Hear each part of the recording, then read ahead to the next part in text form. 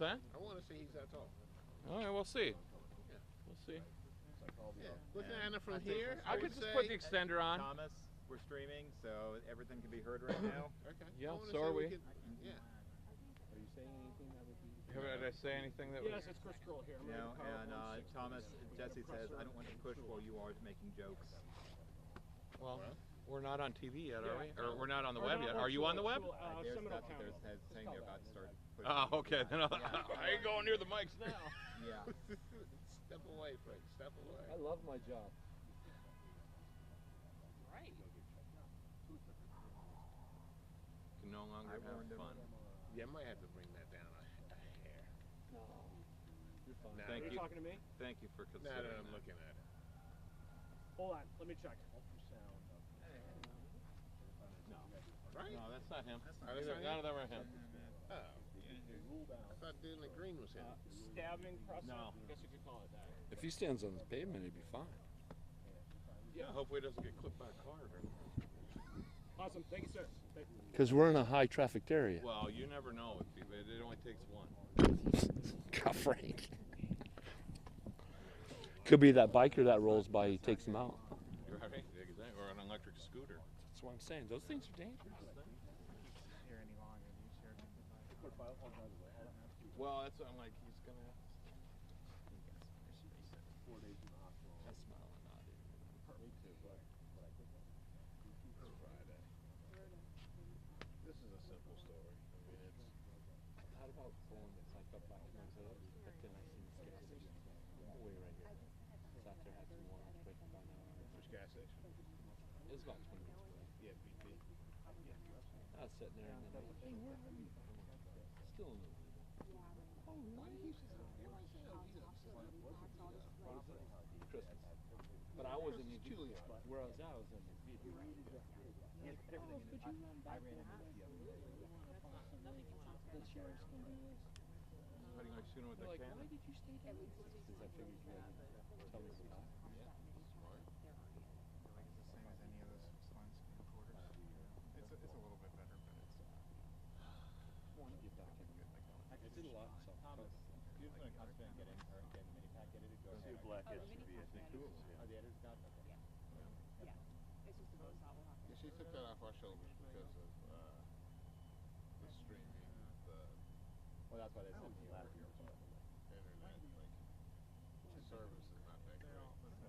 Was you still in Titusville? What? No, I just got back. I was literally 5 minutes from downtown. They said, hey, really? for a backpack turnaround, come out here. Did you not have a backpack? I didn't have one, no.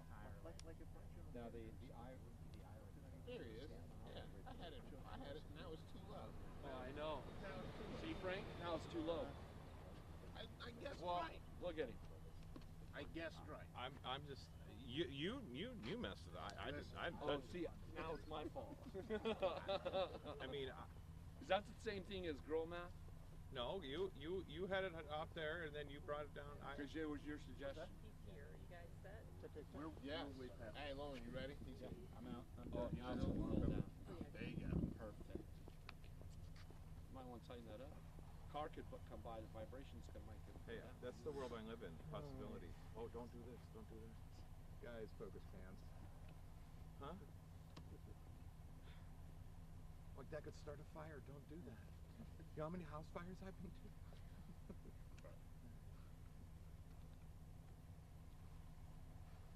Did you do the CPU this way? So I could do it.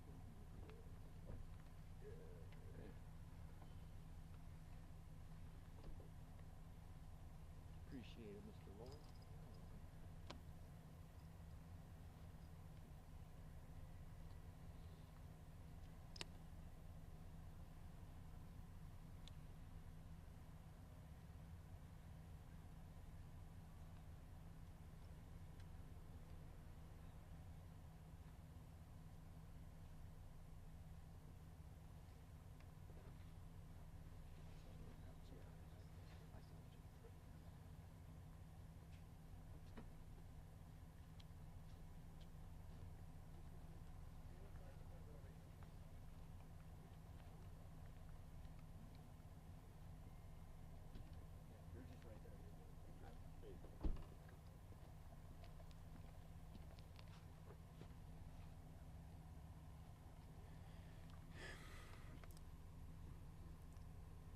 So at around 12:30 this morning, the Seminole County Sheriff's Office received an emergency call at the location behind us that a stabbing had occurred. From 12:30 this morning, we've been conducting a murder investigation into the stabbing death of Kristen Stevens, 40-year-old female, obviously, who lived at the location. The initial report came in as somebody who was at the location fled to a neighboring home, called 911. Again, that was about 12:45 the call came in. Deputies responded nearly 4 minutes later at the location. Responded at the location, immediately came in contact with a male who was later identified as a 16-year-old male who is an occupant of the home, the son of the victim, and not involved in the crime. A report was given that another male suspect who has not been publicly identified yet was stabbed in the leg, went to a neighbor's home, report what had happened. His report is that around 12:30 in the morning, a hammer or a breaking of a glass in the master bedroom. There's two French doors. The French doors are made of glass. There was a smashing of the window. There was a hammer located on the inside of the residence, and he awoke in the bed with the victim to another male on top of her, stabbing her what appeared to be a knife. He attempted to kick the perpetrator off. While he was kicking the perpetrator off, was stabbed in the upper portion of the leg one time, realized that he was not prepared to address it, fled out that same door that was the point of entry of the crime. Ran to the neighbor's house, called 911. Deputies arrived, cleared the house, immediately came in contact with the 16-year-old, identified that he was not involved, and as they searched the house, they found Kristen Stevens on the floor of the bedroom, deceased, appeared to be stabbed multiple times, up to, I mean, it was a horrific scene, probably up to 20, 30, up to 70 times stabbed what appeared to be a kitchen knife that was located next to her body at the location. It did not take long to find out that the perpetrator was her estranged boyfriend of a long time, one that she had a child in common. The 16-year-old is the biological son of both the victim of the crime here, the female victim, as well as the perpetrator of the crime that was at the location. Their history has been a long history over about an 18-year period of domestic violence and injunctions dating back to 2014, where in Orange County, Kristen had filed for an injunction alleging a strangulation, other types of domestic-related incidents.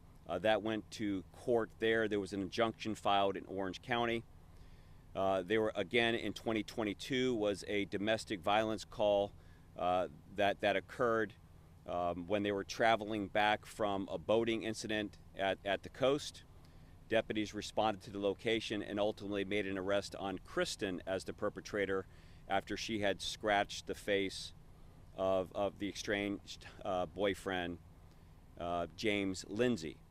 James is a 42-year-old. Our victim, Kristen, is a 40-year-old. She was then the suspect in that crime.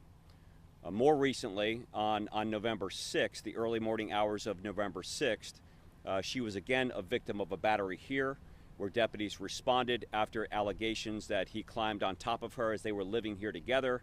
Ultimately, an altercation ensued. She had a bruise to her face, had a bruise to her leg, and ultimately he was arrested for domestic violence at the time. A temporary injunction was issued for her protection. Ultimately, a final injunction was issued on November 20th, and a part of that injunction was he was to surrender 21 firearms and all ammunition that he had in his possession, which he complied with. Deputies who made the arrest petitioned, as we typically do in domestic violence cases, to have an increased bond amount as well as electronic monitoring placed upon the suspect at the time. That went to the court. The judge that proceeded over the case made the decision not to impose electronic monitoring. So the suspect at this time did not wear an ankle bracelet to track his whereabouts, and then ultimately was given a $1,000 bond, later bonded out. Ultimately, there were 2 other reports that came into the sheriff's office, not domestic related, more so with Kristen making allegations of financial involvement, that James was getting into a bank account or trying to get into a bank account on a business that she was operating. What we know what happened with James is, as deputies were arriving and as the second victim, who has not been identified because of marcy law, fled from the area, he also fled in his vehicle, a black Chrysler 300. He left the area, went out of this neighborhood before deputies arrived, ultimately got on Fort Christmas Road, and it looks like lost control of his vehicle in excess of 100 miles per hour, just miles away from here in Orange County. A case in the early morning hours that many of you had reported on, that the Florida Highway Patrol was investigating, that it was a single vehicle fatality where the driver was ejected from the vehicle. That driver was indeed James, that was leaving and fleeing the scene from right here. So what we have is, again, to recap all the involvement we have, a tragic homicide. Kristen Stevens, 40-year-old woman that's inside the house. The perpetrator is also deceased. As he fled here, he was ejected from his vehicle. As that vehicle turned just miles away, he was thrown from that scene. That crash was identified 4 hours after the report here, largely because there was nothing visible on the roadway. It would be hard to even see the vehicle. It's just a dark area. If you go down Fort Christmas Road into Orange County, there's a pretty aggressive and significant bend where that is. It's likely he was fleeing in excess of 100 miles an hour, was not anticipating that bend, took the vehicle off the road and was ejected from that vehicle. He was located at that scene. A 16-year-old boy that was not involved, who was sleeping, it was here, was inside the house. I mentioned that the most recent domestic report occurred on November 6th. That's when he was arrested. That's when a temporary injunction was submitted. What we know about the other unidentified victim right now, who had the 1 stab wound in his leg, he is being hospitalized right now. He is likely to make a full recovery. He has not been identified because of Marcy's law. She recently met him through an online dating app. They had built a relationship over the past couple of weeks. They were together last night, and then ultimately, after leaving the gym, potentially having dinner or something like that, he returned back here.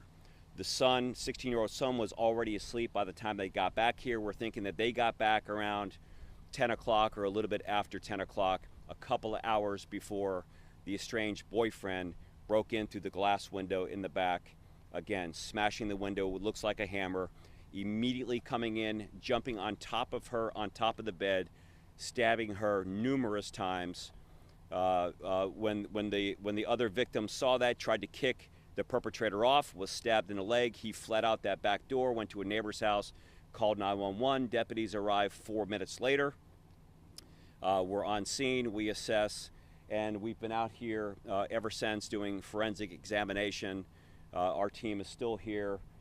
Again, no threat to the community, connecting the dots on all these circumstances and situations. Part of that is getting those reports from Orange County, making sure that we can identify, connect the 2 scenes now together, and that's where we're at. An incredibly tragic, frightening event for everyone that's involved. Sheriff, there's a lot to unpack there, so I want to make sure that I'm understanding. So Mr. Lindsay and Ms. Stevens had a lengthy relationship. Is the son from that union? Yes, the son is from that union. That's the biological son. It's an 18-year relationship, never married, but they lived as if they were a family. And the guy who was here last night is relatively new in her life within the last couple of weeks, and I guess the assertion from the sheriff's office is this estranged boyfriend didn't like it and was intending to do something very violent to end it. That's exactly the report. It looks like she was in a new relationship. The estranged boyfriend did not like that. He was probably conducting some type of monitoring or surveillance. There is previous reports that had been filed for an injunction that suggested that he was incredibly jealous, that he would work with his friends to monitor her whereabouts and behavior. And again, she was receiving services from our Invest team. That's that wraparound services between the Sheriff's Office, the State Attorney's Office, and our victim advocacy groups. This time of year, unfortunately, we see so much domestic violence. We had a domestic violence incident in Titusville this morning where there's an officer-involved shooting and the suspect is dead. We had a doctor in Windermere yesterday arrested, allegedly killing his wife. Then we have this. This is that time of year. What was your advice to people who are in relationships where violence is unfortunately part of it? Yeah, so the people that are in relationships, it is an incredibly dangerous and yet tricky situation to be in when it comes to victims of domestic violence. I can understand where many victims would feel alone and embarrassed and ashamed and worry about self-sufficiency when it comes to that. But there are absolutely resources and organizations that are available out there that can provide a safe haven and a shelter and resources to not only keep that female victim, and in many regards it is a female victim, but it keep their family component together as well. So we want people to reach out and call. There's countless numbers of times where victims of domestic violence end up going back to the abuser. In this particular case, we know that it went back and forth. She was the perpetrator on at least one of the 3 incidents that we're aware of. But talking to people that knew her well, in spite of the only 3 reports, they had indicated, her family members had indicated that this was a long, domestic, challenging relationship. The best messages out there is there's people out there, not only criminal justice organizations, there's people that specialize in this that would be more than happy to give whatever resources and help to make sure that the victim is protected, and then we can provide some level of stability for the family. This 16-year-old is now without a mother and a father. Your response to that? Yeah, we have a 16-year-old boy who is incredibly brave and courageous, and our team is providing every bit of service that we can provide to him. He is not only a young man, he's a student, he's a person that has lost his mom and dad in one particular incident, and words can't express the grief that we have as a community, as an organization, and we want to do all that we can to make sure that we're providing the adequate services to support him, not only now, but into the future. And not just him. I mean, he's probably the most important part of this dilemma right now. I can't even imagine being a 16-year-old boy being awakened by deputy sheriffs that are responding to such a tragic and emergency call, and then receiving the tragic news today of what had happened. But there's other family members that are involved with that as well, and we're going to embrace and we're going to work with our professionals that support him and the entire family. Speaking to neighbors here today, many didn't suspect that there was domestic violence happening at this home, even though a month ago we know that it happened here. What would you say? What recommendations do you have for neighbors to check in on their neighbors? Yeah, I think when you come to neighborhoods, and this is a wonderful neighborhood, incredibly low crime rate. I mean, you know, people are connected to one another, but in many regards, we don't know what's happening in the home or behind the walls that are next to us. And I think that part of being neighborly is to be that voice and to check in. And of course, anytime you see something that may appear out of the ordinary or suspicious, it's incredibly important to report that. It did not happen in this particular case, but many domestic related situations that we have experienced in the past sometimes evolve out of the house where somebody is aggressively driving away, or some of those conversations are playing out in the front yard. And I think that this is another example of how tragic and how dangerous these domestic related incidents can be. So, out of curiosity, the knife that was used, was it from here? Do you notice that a knife was missing? Or yeah. Did you bring it? Well, we're still going through and forensically examining the entire home. I don't know if the knife was brought with him. There was a knife actually located on the outside of the double glass French doors, the point of entry. It does not appear that that knife was used in this particular crime. So there's no telling whether or not there was just a knife on the porch or he picked it up on the way coming in. That's something that once we get all the way through the house, we do a complete and full inventory. There's not a whole lot of eyewitnesses that were directly to the scene. Of course, the son was inside the house, but he was not in the bedroom at the time. So that's something we'll go through and find out where he got it. But it was a kitchen-like steak knife. Sheriff, James James Lindsay Lindsay next lived door? here until recently? So James Lindsay lived here with Kristen. They lived here as a family until the November 6th domestic violence incident, where he was then court ordered to leave as a part of those conditions. He was court ordered to leave, a temporary injunction was given, a permanent injunction was issued. That's when he turned in his 21 firearms and all ammunition, and it's likely that the tool used to commit this murder was a knife, because he did indeed surrender those weapons as a part of the court order. Also, we've heard from neighbors that said that somebody ran towards that direction. That would have been the second victim that ran. Well, the second victim ran to the home across the street. That was this home here. And it's likely that James parked his vehicle one road over, and we suspect he went and then maybe went from behind the house. So if there was somebody running, it very well may have been James running back to his vehicle to flee the area. But that's something that we'll do forensically as we work with the neighbors here to capture any video surveillance that we have. Just a horrible, horrible tragedy. And now this community has to rebuild, this family has to rebuild, and we have to provide very specific services to this 16-year-old boy. Any more questions? Thank you, Sheriff. Thank you, guys.